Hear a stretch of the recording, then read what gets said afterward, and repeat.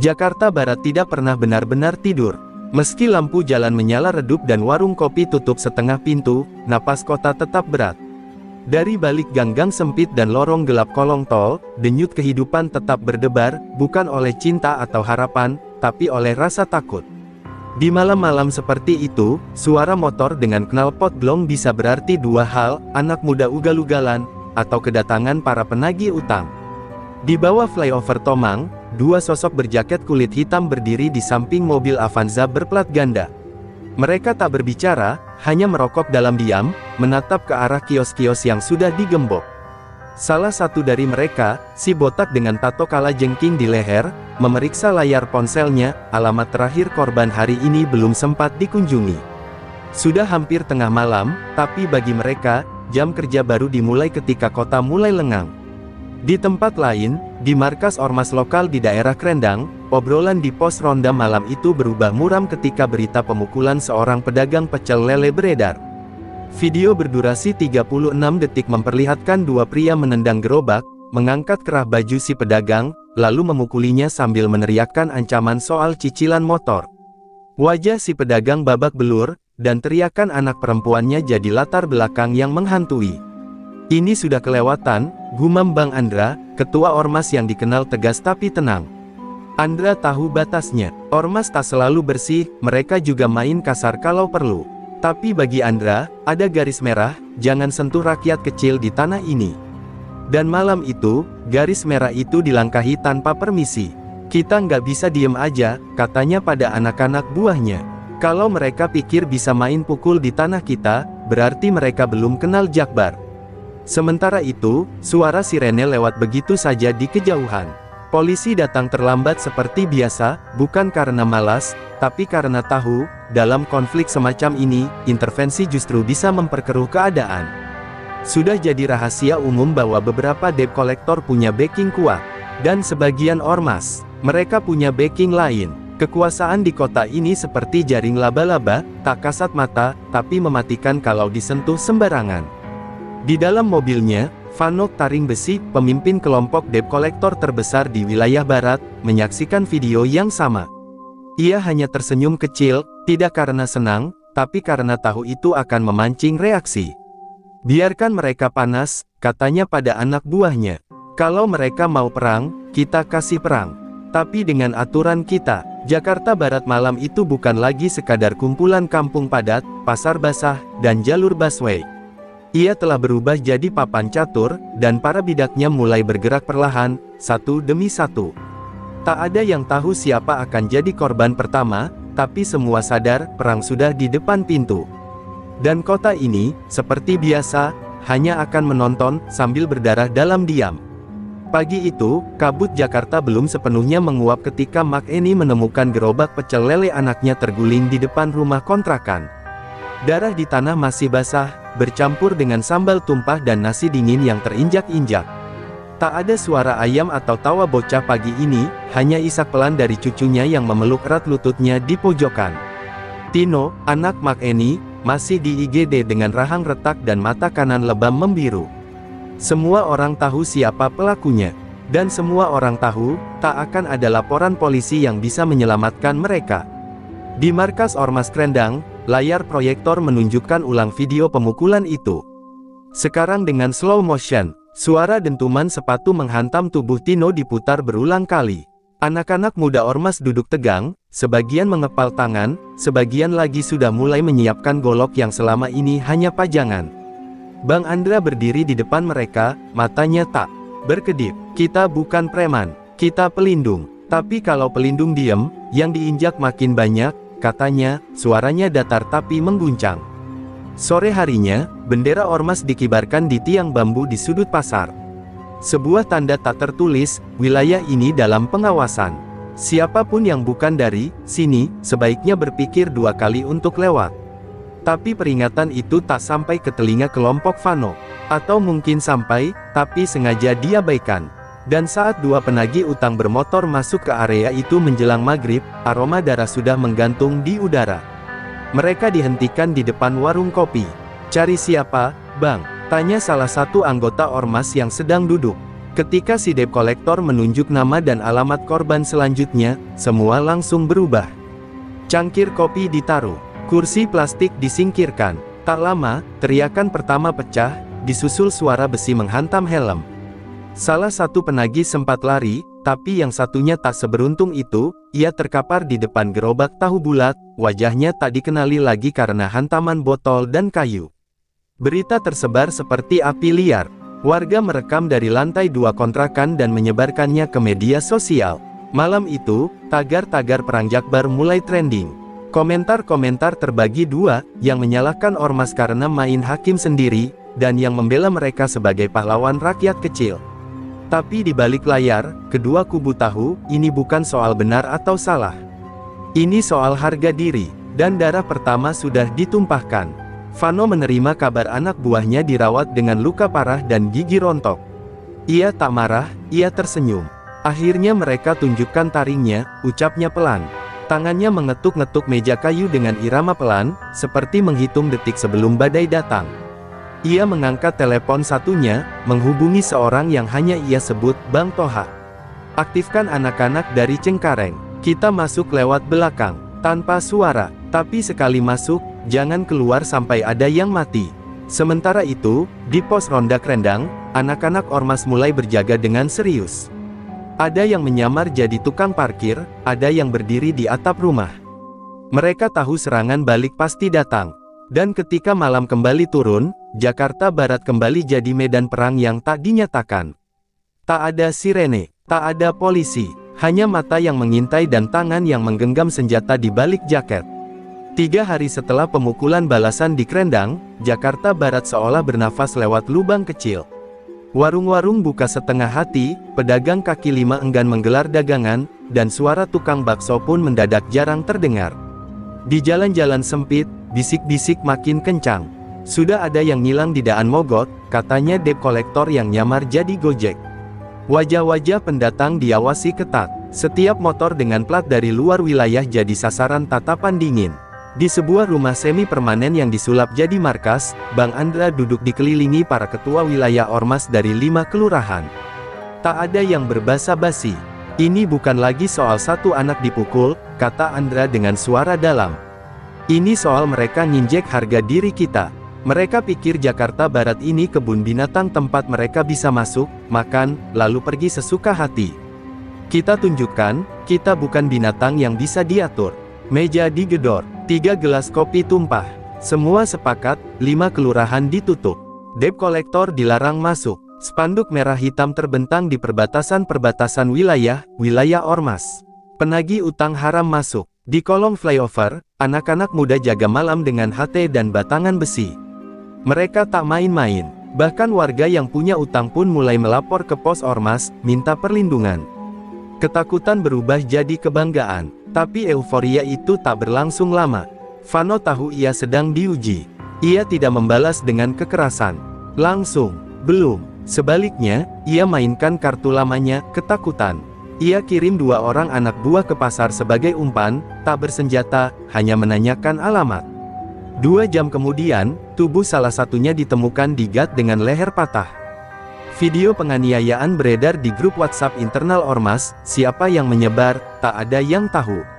Tapi tujuan Vano jelas, memperkeruh suasana, membuat paranoia tumbuh dari dalam. Dan benar saja, di Krendang, 2 kelompok ormas sempat saling tuduh sebagai bocorannya Vano. Golok diangkat ke leher sendiri. Bang Andra harus turun tangan meredam. Tapi ia tahu ini tak akan berhenti di sini. Dalam sunyi, ia menemui seorang pria tua bernama Haji Ibrahim, mantan tokoh ormas yang sudah pensiun dan disegani. Di beranda rumahnya yang menghadap rel kereta, Andra duduk lama, meminta restu sekaligus peringatan. Haji Ibrahim hanya berkata satu hal, kalau kau lawan preman, kau harus jadi lebih kejam dari preman. Tapi kalau kau lawan sistem, sekejam apapun, kau pasti kalah. Kata-kata itu menggantung di kepala Andra. Ia mulai sadar, Vano bukan hanya penagih utang. Ia pemain lama yang tahu cara main politik lapangan. Dan ini bukan sekadar soal wilayah.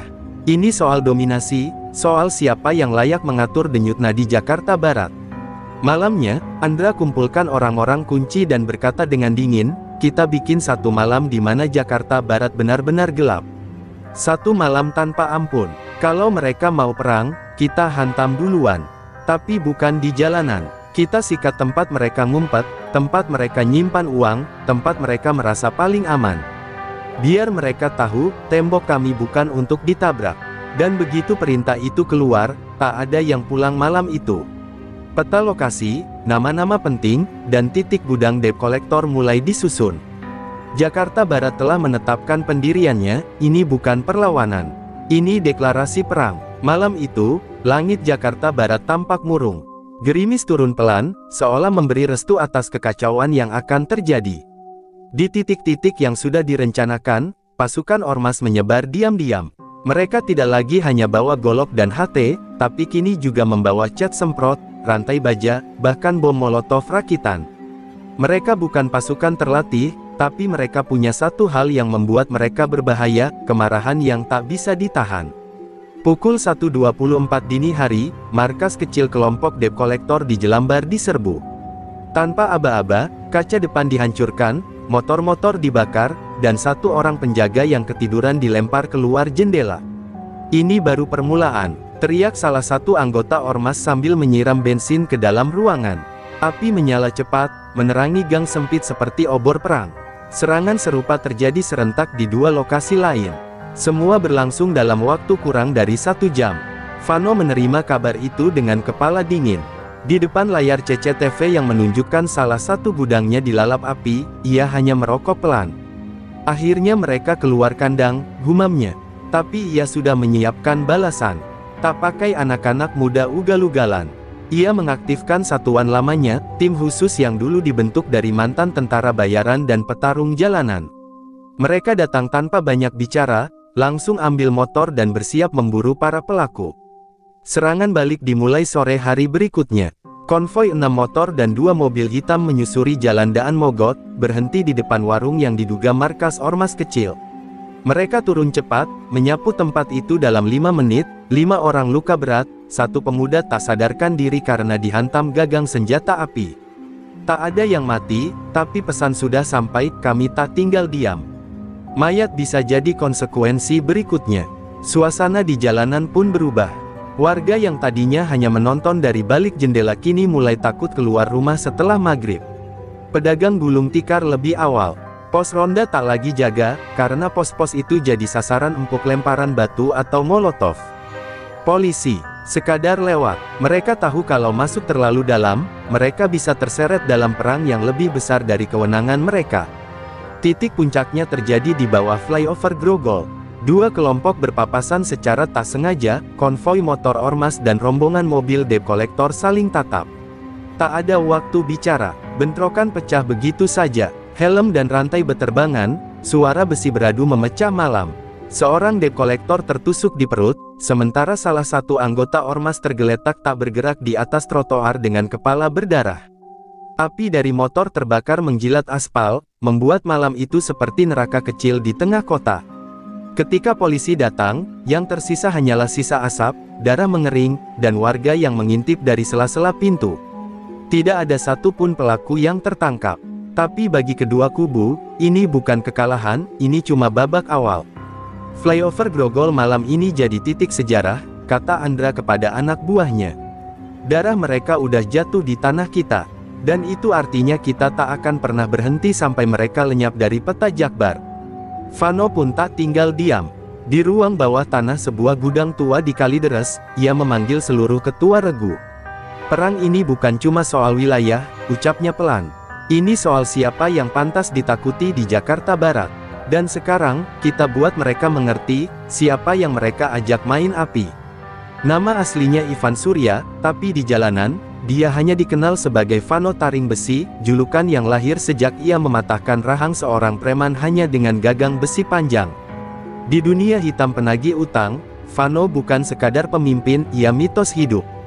Tidak banyak yang tahu, sebelum jadi kepala kelompok penagih utang terbesar di Jakarta Barat, ia adalah bekas prajurit bayangan yang bertugas di luar negeri, dan keluar dengan luka di dada dan dendam terhadap sistem yang membuatnya tumbang.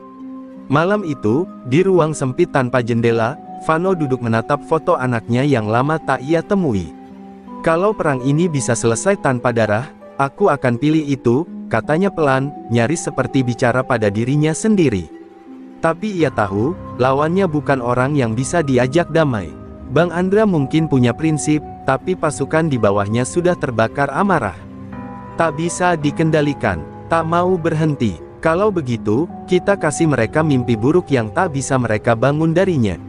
Vano mengumpulkan 20 orang terbaiknya, bukan penagih utang biasa, melainkan mantan residivis dan petarung jalanan yang sudah kehilangan rasa takut. Mereka dilatih ulang dengan taktik pengintaian, pembacaan medan, dan serangan cepat. Target pertama, markas ormas di Jelambar Timur. Bukan untuk dihabisi, tapi untuk dipecah. Ditanamkan ketakutan, digeser posisinya dari kekuatan ke keraguan. Mereka menyusup malam hari, mencoret dinding dengan simbol tengkorak bermahkota, membakar motor patroli, dan meninggalkan pesan satu kata, giliran. Pagi harinya, berita itu menyebar lebih cepat dari angin. Markas ormas sepi, tak ada yang berani masuk duluan. Bang Andra langsung turun tangan, menenangkan anak-anaknya. Tapi ia tak bisa menutupi kegelisahannya. Ini bukan perang biasa, ini sudah mulai seperti operasi militer. Dia mulai main cara lama, gumam Andra sambil menatap tembok penuh coretan. Ia tahu gaya ini, gaya operasi teror yang menghancurkan kepercayaan dari dalam. Sore itu, Andra mengajak 5 orang terdekatnya bertemu secara rahasia di sebuah kontrakan kosong. Kalau kita balas terus, kita akan kehabisan orang lebih cepat dari mereka. Mereka main teror, bukan otot. Kita perlu orang dalam, kita perlu tahu siapa yang bantu mereka dari sisi kita. Kalimat itu membuat semuanya terdiam. Tuduhan semacam itu bisa memecah mereka. Tapi Andra tak punya pilihan. Perang ini tak lagi soal adu fisik. Ini soal informasi. Soal siapa yang lebih dulu tahu kemana peluru berikutnya akan ditembakkan. Vano, di sisi lain, justru terlihat semakin tenang. Ia duduk di gudang kalideres bersama seorang wanita tua yang memintanya berhenti.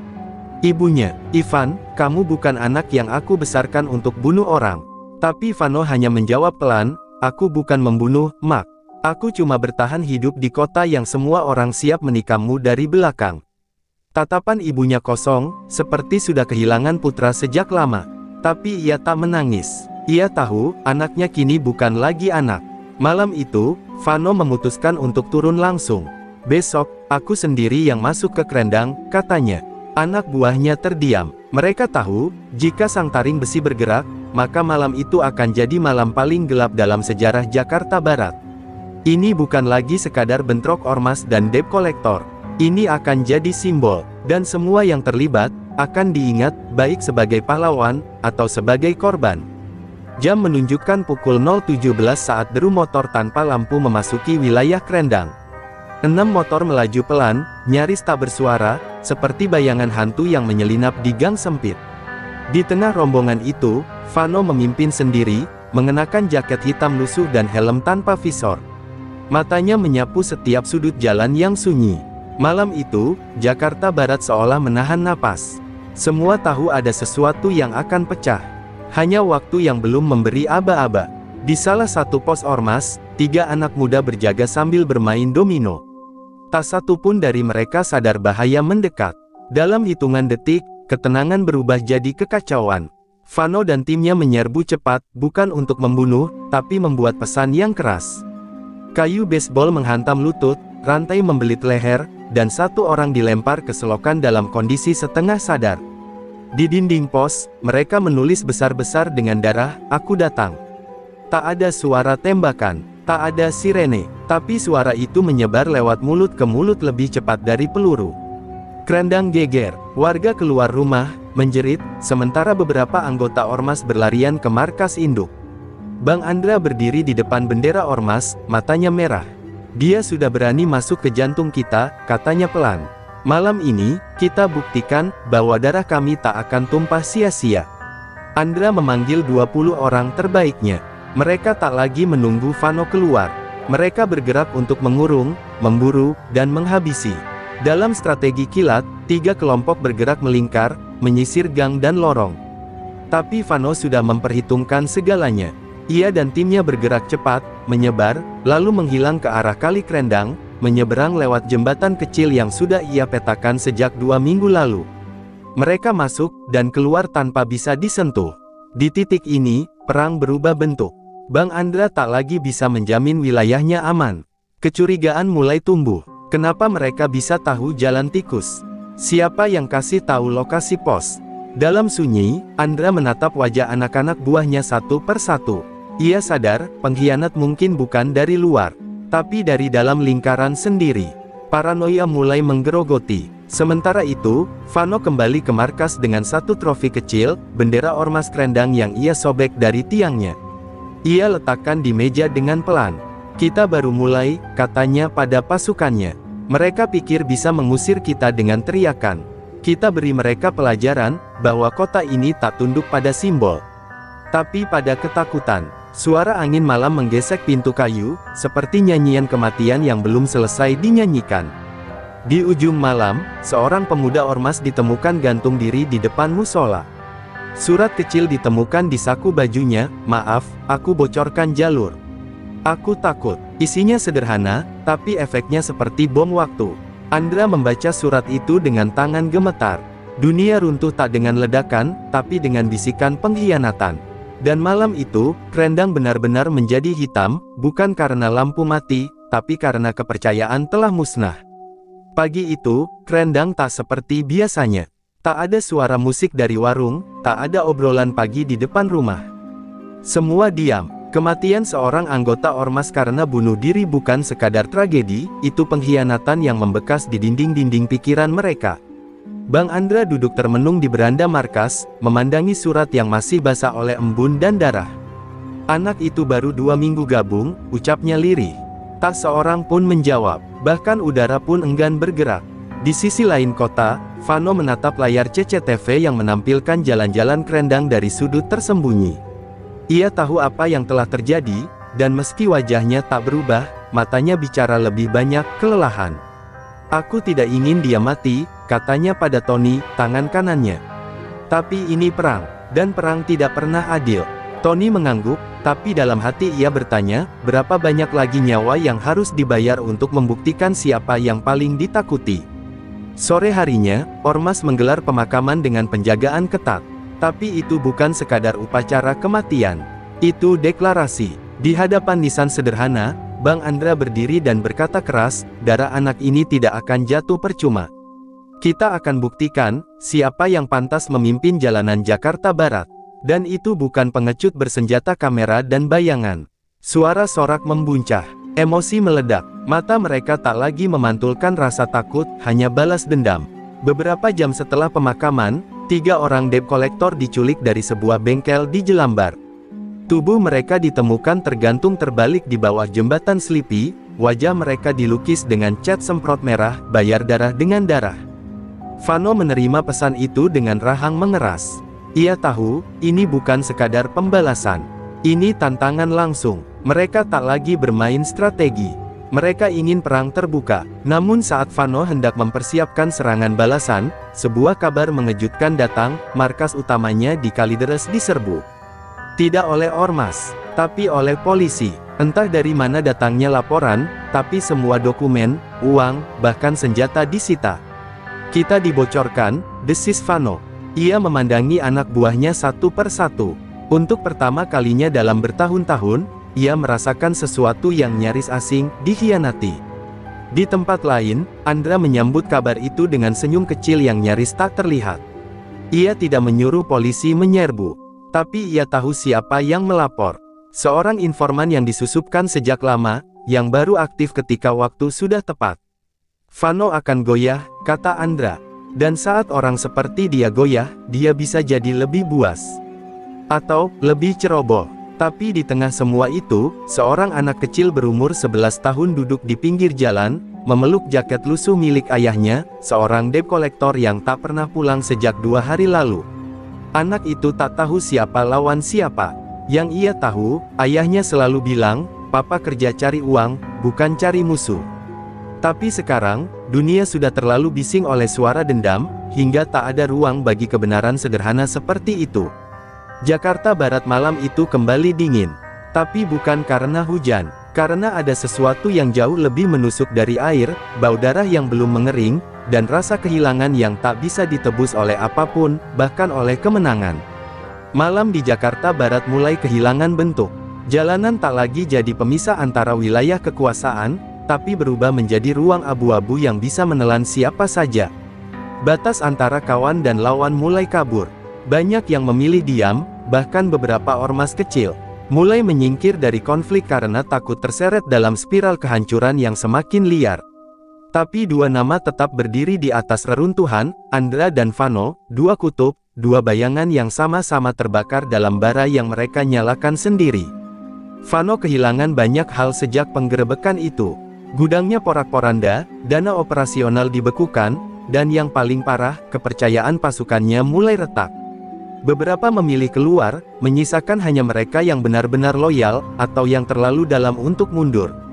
Kita masih punya satu kartu, ujar Tony sambil menyerahkan flash disk. Isinya, rekaman CCTV dari malam penyergapan di Krendang. Tapi Vano tak tertarik. Ia memandangi api kecil di ujung rokoknya. Kartu itu buat orang yang mau menang. Aku sekarang cuma mau selesai. Sementara itu, Andra juga mulai melihat keretakan dari dalam. Seorang anak buahnya kedapatan menjual informasi ke pihak luar. Hukuman dijatuhkan cepat dan brutal, dipukuli ramai-ramai, lalu diasingkan. Tapi luka itu tak bisa ditutup dengan darah. Banyak yang mulai bertanya, sampai kapan kita begini? Bahkan tangan kanan Andra, Rijal, terlihat semakin sering menyendiri. Kita mulai kehilangan arah, Bang, ucapnya suatu malam. Tapi Andra hanya menjawab dengan dingin, kalau kita berhenti sekarang, semua yang mati akan percuma. Ketika malam kembali menelan kota, sebuah pertemuan rahasia terjadi di bawah kolong jembatan tua di Tambora. Dua orang bertemu tanpa pengawal, tanpa senjata, hanya disaksikan suara gemuruh kereta dan tetesan air gat. Vano dan Andra berdiri hanya beberapa meter berjauhan. Tak ada salam, tak ada senyum. Hanya tatapan yang membawa beban puluhan nyawa. Berapa lagi yang harus mati buat ego kita, Dra? Kata Vano. Andra menunduk, lalu menjawab pelan, kau tanya setelah anak-anakmu duluan yang nyeret kami ke neraka. Percakapan itu bukan perdamaian, tapi juga bukan perang. Itu pengakuan, bahwa mereka berdua sama-sama lelah, tapi tak tahu cara berhenti. Bahwa mereka bukan lagi manusia, tapi simbol. Dan simbol, tak bisa mundur. Mereka berpisah tanpa jabat tangan. Hanya kesepakatan samar, tidak ada serangan malam ini. Bukan karena damai, tapi karena keduanya ingin berpikir. Dan itu saja, sudah lebih dari cukup untuk membuat langit Jakbar sedikit lebih tenang malam itu. Namun ketenangan itu tak berlangsung lama. Seorang wartawan lokal membocorkan dokumen ke publik, bukti keterlibatan pihak kepolisian dalam permainan kedua kubu. Media meledak, polisi panik, dan situasi yang sudah nyaris meledak, kini benar-benar tak bisa dikendalikan. Jalanan tak lagi menunggu perintah. Warga sipil mulai angkat senjata, untuk membela, atau sekadar bertahan. Neraka tak lagi butuh pintu. Ia sudah berjalan di antara mereka. Di salah satu gang kecil, anak 11 tahun yang dulu menunggu ayahnya kini duduk dengan wajah penuh amarah. Di tangannya ada linggis, dan di hatinya ada dendam. Ia tak tahu siapa musuh sebenarnya, tapi ia tahu satu hal, dunia yang diciptakan para dewasa ini tidak aman untuk anak-anak. Dan malam itu, ketika langkah kecilnya menyusuri jalanan basah, tak ada yang sadar, bahwa api berikutnya bisa datang bukan dari taring besi atau sang orator, tapi dari luka kecil yang dibiarkan tumbuh terlalu lama. Hujan turun deras di Jakarta Barat malam itu, seolah langit ikut berduka atas apa yang sedang terjadi. Jalanan dipenuhi genangan, tapi darah tetap mengalir. Di Palmerah, 3 anggota ormas ditemukan tewas dengan luka tembak di dada. Di Kapuk, seorang debt collector dibakar hidup-hidup dalam mobilnya. Tak ada yang tahu siapa pelaku pasti, dan mungkin itu yang paling menakutkan, kekacauan tak lagi punya wajah. Semuanya jadi abu-abu. Siapapun bisa jadi pembunuh. Siapapun bisa jadi korban. Vano duduk di atas tumpukan peti kosong di gudang sisa. Markasnya, tubuhnya basah kuyup oleh hujan. Di tangannya, secarik berita koran berisi nama-nama korban. Ia tak lagi mengucap apapun. Tak ada amarah, tak ada dendam, hanya sunyi. Tony mendekat pelan. Polisi mulai sweeping, bro. Kita gak bisa gerak bebas lagi. Tapi Vano hanya mengangguk. Dunia di sekelilingnya sudah seperti tembok retak yang menunggu ambruk. Dan ia tahu, di balik tembok itu, tidak ada kemenangan. Di sisi lain, Andra menyaksikan jenazah 3 anak buahnya dikebumikan dalam hujan. Ia berdiri di bawah payung hitam, wajahnya keras seperti batu. "Kita kehilangan arah," ujar Rijal lirih di sampingnya. Tapi Andra tak menjawab. Ia tahu Rijal benar. Tapi ia juga tahu, jika ia berhenti sekarang, maka semua yang sudah jatuh akan sia-sia. "Perang ini harus selesai," katanya pelan. "Dengan cara kita." Tapi dalam hatinya, Andra mulai merasakan sesuatu yang menakutkan, kehampaan. Pada malam yang sama, bocah 11 tahun itu, Dimas, nama yang hanya dikenal oleh tetangga terdekat, menyelinap ke sebuah pos kosong. Linggis di tangannya gemetar, tapi matanya mantap. Ia mencoret tembok dengan tulisan kasar, "Aku juga kehilangan." Lalu ia menghilang ke dalam gelap, meninggalkan hanya jejak kaki kecil di tanah becek. Dunia tak tahu apa yang ia rencanakan. Tapi malam itu, sebuah kebencian kecil resmi tumbuh dalam kegelapan kota. Di tengah kota yang nyaris lumpuh, wartawan, Lala, yang pertama kali membocorkan dokumen polisi, ditemukan dalam kondisi kritis di dalam kamar kosnya. Kepalanya berdarah, bibirnya robek.